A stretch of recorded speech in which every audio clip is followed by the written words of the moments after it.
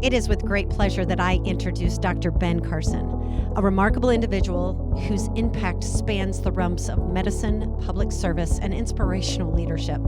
Dr. Carson's journey is a testament to resilience, innovation, and a commitment to making a positive difference. Renowned for his groundbreaking work in neurosurgery, Dr. Carson emerged as a trailblazer, achieving remarkable success and earning international acclaim for his surgical techniques. Beyond the operating room, his candidacy for U.S. president showcased a deep dedication to addressing societal challenges and fostering educational advancement. And now let me introduce Ed Siddell, the retirement trainer, and Dr. Ben Carson. Dr. Carson, thank you so much. Welcome to the podcast. Thanks for joining us. It's a pleasure to be with you. Thank you. Absolutely. So, I really wanted to talk to you about housing, the housing crisis that's going on, and homelessness. But honestly, I got a chance to read your book, Gifted Hands, and your background, all the adversity that you went through growing up, from moving from Detroit to moving in with your aunt and uncle in Boston, and then back to Detroit.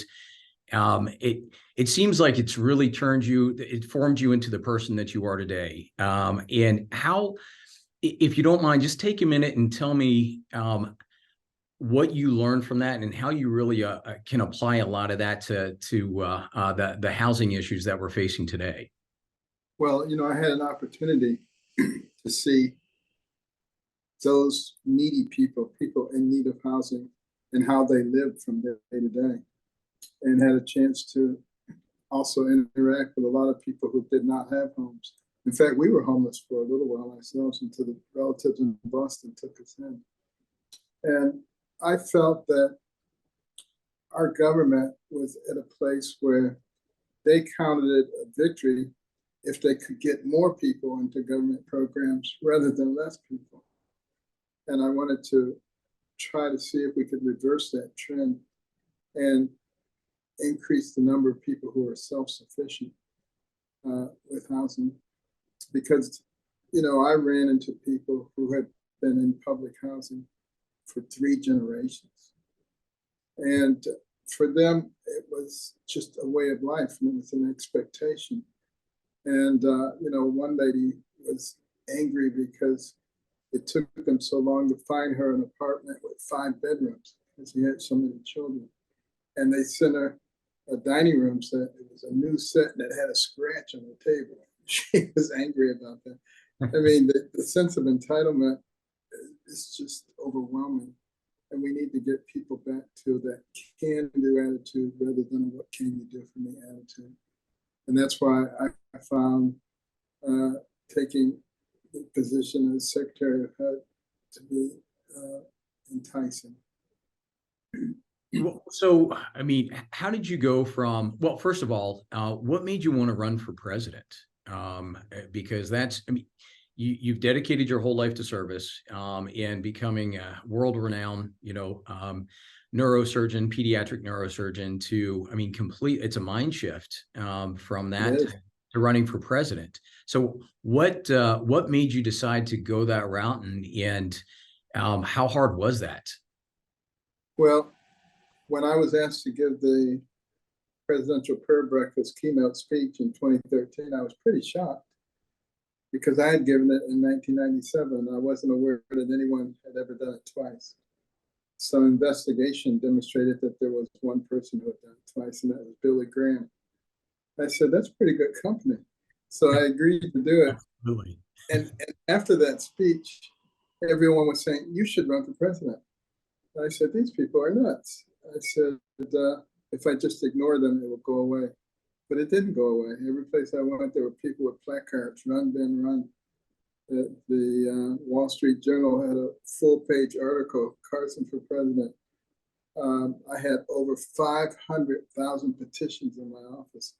Wow. And I said, I can't just ignore all this. So I prayed and I said, Lord, if you really want me to run for president, you have to give me all the stuff that someone who runs for president has, like a staff and a bunch of money and a Rolodex with all the important names.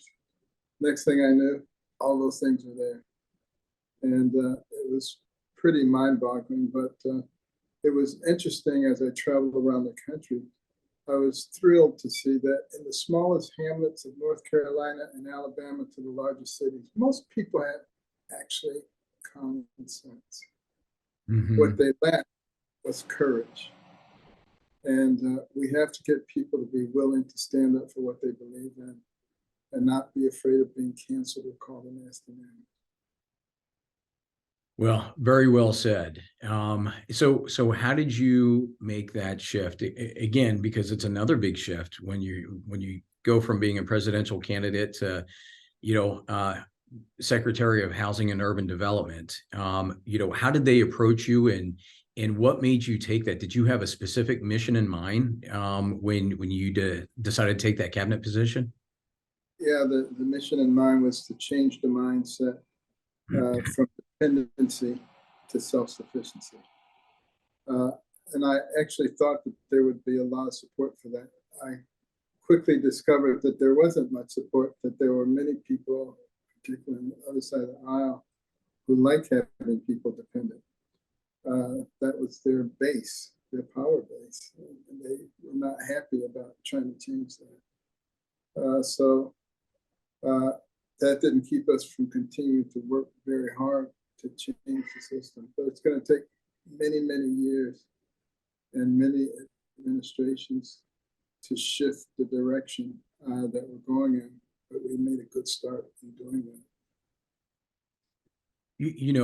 Obviously faith is a big part of your life. And I say it like that because, when we're talking about, the housing issues that we're facing now, aside from the pure economic side, and what's causing the housing issues. I don't want to call it quite a crisis yet, but it is close. I don't know if you've seen any of the reports or studies that there are more young 30-year-old adults living at home than ever before. They just can't afford it, and the effects that this is having on the homeless.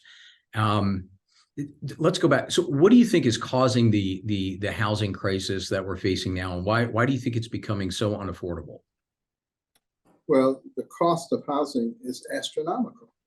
I mean, the cost of a new home, or the average new home now, exceeds $400,000. How much money do you have to be bringing in to afford a $400,000 mortgage? They say it usually should be 2.5 times your income. That's a lot of money. A lot of money. And you couple that with the fact that you have far fewer traditional nuclear families, which means you have fewer people with significant double incomes. And then you throw on top of that the regulatory burden, which increases the cost of everything dramatically. And then you throw on top of that the inflation, which is uncalled for, but because of some of the other policies that we've enacted around energy, we see that multiplying the effect on everybody's lives. And I think the American people see that. You have 40% of people living from paycheck to paycheck. Mm-hmm. That shouldn't be going on. We have an abundance of fossil fuels, all kinds of energy. We could be energy independent. We could be fueling the rest of the world and knocking down our deficit at the same time. But we choose to do things that just seem to be counter to the health of our country. Yeah, I agree. I did see a study that said that 49% of Americans, they can't cover the gap between what they're bringing home and what they need just to be able to live. So they're putting, that balance on credit cards, which is why credit card debt it's like $1.3 trillion. And it's grown 50%, that debt, just in the last 12 months. And so, I'm looking at it, you've got inflationary pressures, which includes interest rates. And, then you also have, what do you think about the corporations, buying houses over and over and then turning around and renting them out? Do you think that that's creating an issue as far as supply and demand and artificially raising the value of homes on top of everything else? Well, it's certainly helping the corporations. There's no question about that.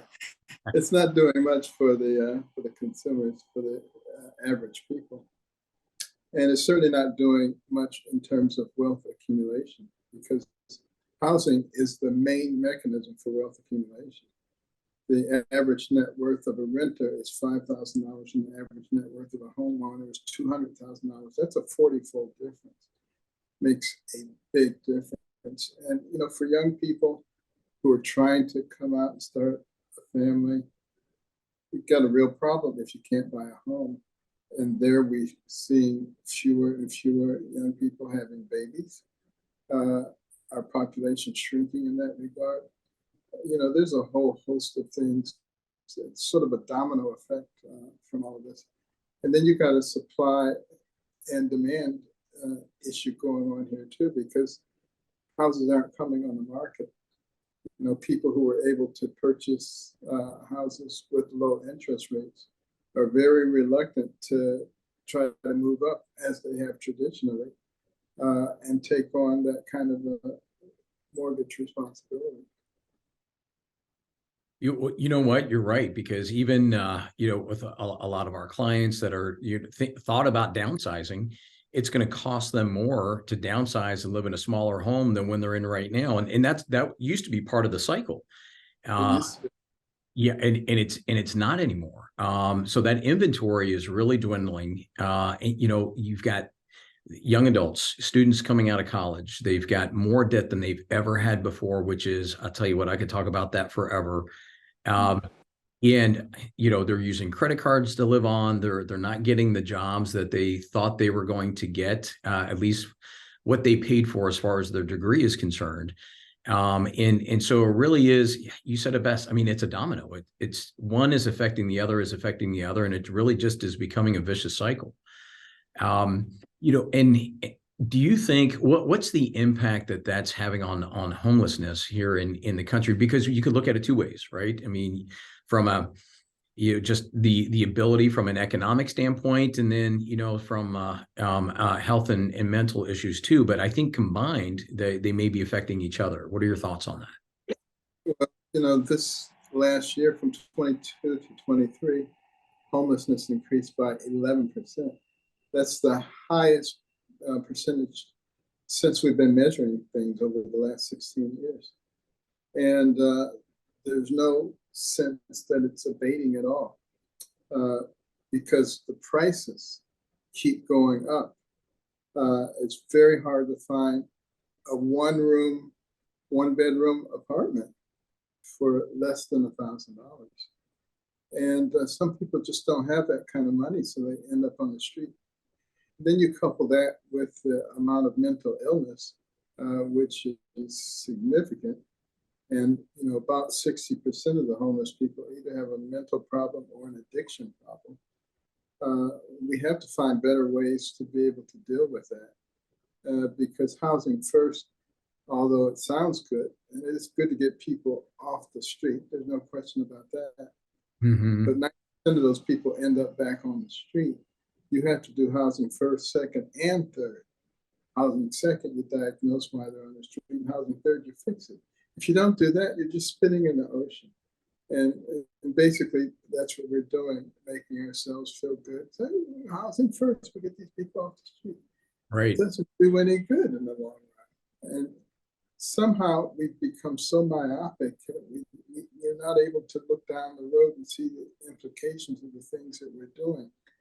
And what that really means is that we need some fresh, dynamic leadership that understands how all the pieces fit together and are actually interested in the welfare of the people and not of a political party.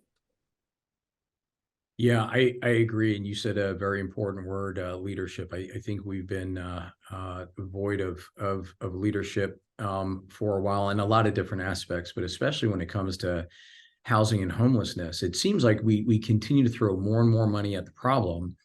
But instead of those funds going to results and actually helping the people, all we're doing really is expanding the administration that's supposed to be solving the homelessness problem. I'm not just talking about on a national level, but on state and local levels too. If from an infrastructure and leadership standpoint, I mean, what would you say the first step would be to, if you could kind of build a better mousetrap and help solve the problem, what would be the first thing that you would do? Well, one of the things that we did in the last administration was establish the White House Council on Eliminating Barriers to Affordable Housing. That made a big difference in the various cities that we go into.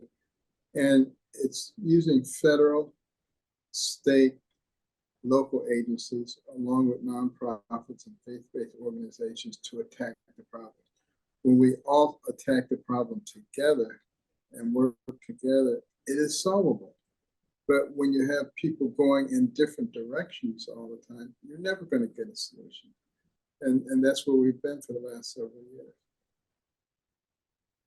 So, as far as putting that together, and from nonprofits to governmental agencies. So you have a nonprofit, and let's talk a little bit about your nonprofit. When did you form it, and what's your mission? Well, at the end of the last administration, I said I can finally retire. Because I had failed retirement the first time. I said, this time I'm going to do it. But watching the direction of the country, I soon recognized that playing golf all day and cruising around the world was probably not going to be very much fun watching my country go down the tubes. So myself and a bunch of very capable people from HUD formed the American Cornerstone Institute, which focuses on those cornerstone principles that made America into a great nation. Some people think maybe it was a coincidence. It was no coincidence that we went from a ragtag bunch of militiamen to the pinnacle of the world in record time.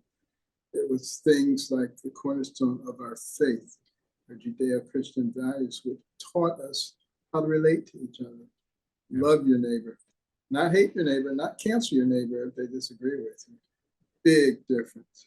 Huge the cornerstone of liberty.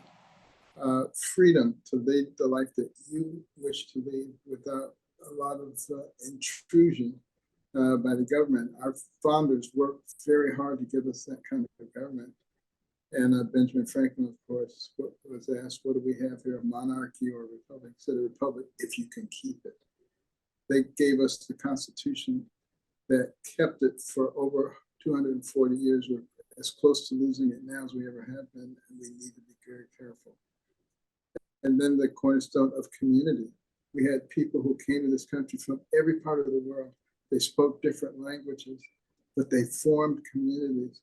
They learned the concept of the common good. What is good for us as a community? If somebody fell out of the apple tree and broke his leg, everybody else harvested the crops, no questions asked. That kind of unity and community made us incredibly strong. And then life, respect for life, from the womb to the tomb. And as we've grown more coarse in our relationship to life, we've grown more coarse in our relationship to each other. And then we also have the Little Patriots program, which teaches our children the foundational principles of our nation and our real history, the good, the bad, and the ugly. But of course, there's a lot more good than there is bad and ugly. And we have the Executive Branch for America program, which teaches people how the government actually works. You've seen these man on the street interviews. People don't know anything. I know. And those are people who are very easy to manipulate.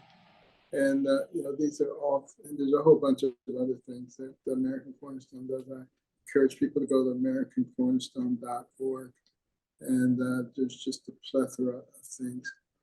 And the key thing is that they're all free of charge. And you look at the programs, you say, well, this costs a lot of money to create. And the answer to that is yes, it did. But we go out and we get patriotic Americans to underwrite the cost of it so we can present it to everybody else free of charge. That's awesome. So where do you see your foundation, the nonprofit, in 3 or 4 years? And I know that seems like a very short time from now, but everything is moving at light speed, from Yes.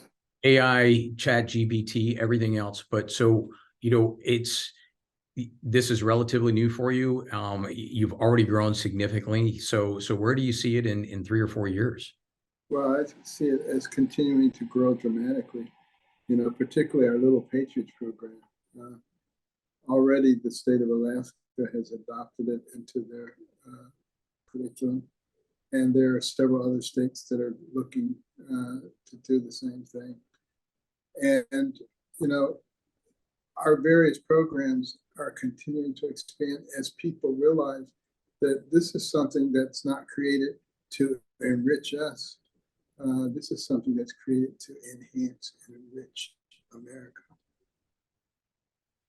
Through basic education, things that it seems like they're just not getting today. And I did not know that Alaska had already accepted that as part of their curriculum, and there's other states too. So how many other states are looking at it right now to be added as part of their curriculum?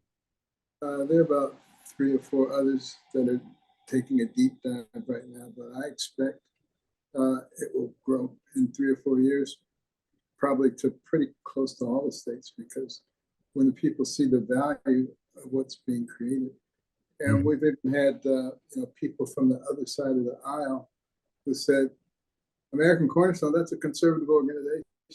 What they're teaching the kids can't be good. And they've come back and said, you can't find anything wrong with this. Well, Dr. Carson, thank you so much for joining us. I know that you have very limited time, so I really appreciate you sharing this with us today. And, I hope to have you back on the podcast very soon. So thank you very much. Thank you. It's been a pleasure to be with you. Thanks for being a patriot. Our pleasure. Thank you, sir. Thank you for listening to The Retirement Trainer with your host, Ed Siddell. For our latest retirement news and financial tips, please visit EGSIFinancial.com or follow us on Facebook, Twitter, and YouTube. Thank you for listening to our podcast. We look forward to having you back for our next episode, where we will continue to explore the world of retirement. Until then, please remember to click, like, and subscribe. See you next episode.